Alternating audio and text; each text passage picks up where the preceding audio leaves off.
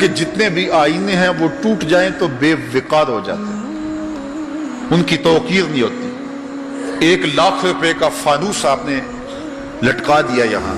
اور وہ گر گیا، ٹوٹا تو قیمت نہیں بچی، لیکن دل ایسی کائنات ہے جتنا زیادہ ٹوٹے اتنی ہی قیمت بڑھتی ہے۔ تو بچا بچا کے نہ رکھ اسے، تیرا آئینہ ہے وہ آئینہ کہ شکستہ ہو تو عزیز تر ہے نگاہ آئینہ ساز۔ اچھا ایک اور بات ہے دل کی، گھر لٹ جائے تو لوگ روتے ہیں گھر لٹ گیا اور گھر برباد ہو گیا، لیکن دل لٹے تو آباد ہوتا ہے۔ اقبال نے کتنے خوبصورت پیرائے میں یہ بات کی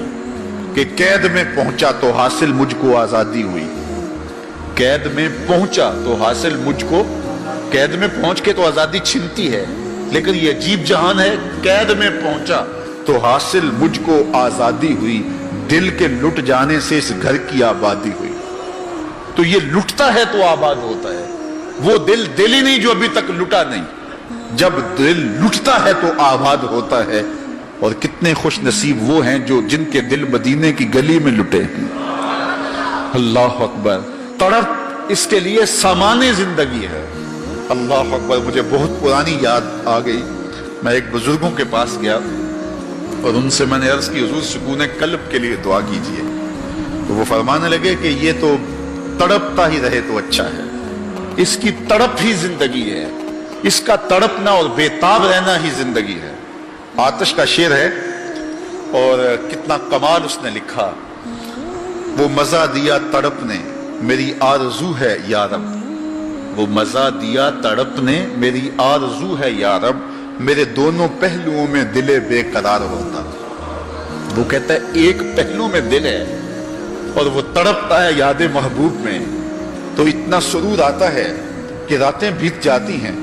وہ کہتا ہے جب میرے ایک پہلو میں دل ہے تو سرور زندگی نصیب ہو گیا ہے، اگر میرے دوسرے پہلو میں بھی دل ہوتا تو پھر کیا کیفیت ہوتی۔ اور یہ دل جو ہے پل پل بدلتا رہتا ہے، گاہے خنداں گاہے گریاں، کبھی اداس ہوتا ہے، کبھی سرشار ہو جاتا ہے، کبھی غمگین ہو جاتا ہے، کبھی مسرتوں سے لبریز ہو جاتا ہے، کبھی یاس اور قنوط کی کیفیت میں چلا جاتا ہے، کبھی امید کی بہاریں آتی ہیں۔ تو یہ عجیب اس کی کیفیت، یہ بدلتا رہتا ہے، تغیر پذیر ہوتا رہتا ہے، اور قلب بھی اس کو اس لیے کہتے ہیں کہ اس میں تقلیب ہوتی ہے، یہ بار بار بدلتا ہے، لمحہ لمحہ اس کی حالت تبدیل ہوتی ہے۔ تو یہ رب نے ایک عجیب کائنات بنائی ہے، عجیب رنگ بنایا ہے، اور یہ دل حضرت انسان کو دے کر کے اس نے اپنی محبتوں کا مرکز بنایا ہے۔ رب نہیں چاہتا کہ اس میں کوئی اور بھی بسے،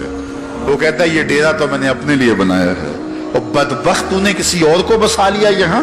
تو نے خواہشات نفس کو یہاں بٹھا لیا، تو نے شیطان کو جگہ دے دی، اس تخت پہ تو میں نے بیٹھنا تھا، یہ تو میرے لیے ہے، یہ تو میری محبتوں کی آماجگاہ ہے، یہ تو میرے جلووں کا مرکز ہے، تو میں نے یہاں نزول اپنی رحمتوں کا کرنا تھا، تو نے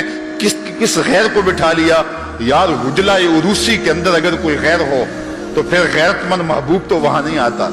غیرت مند محبوب تو تب آئے گا کہ اسے نکالو میں پھر آؤں گا۔ کہا خواہشات کو نکالو، حرص و ہوا کو نکالو، آرزوؤں اور تمناؤں کو نکالو،